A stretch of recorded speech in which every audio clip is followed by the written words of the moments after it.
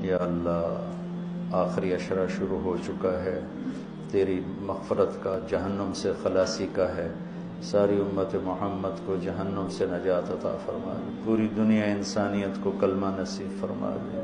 جو تیرے علم میں فرعون ہیں، شداد، حامان، قارون ہیں، ان کے وجود سے دھرتی کو پاک فرما دے اور اسے امن کا، عزت کا، آبرو کا، شرم و حیا کا گہوارہ بنا دے۔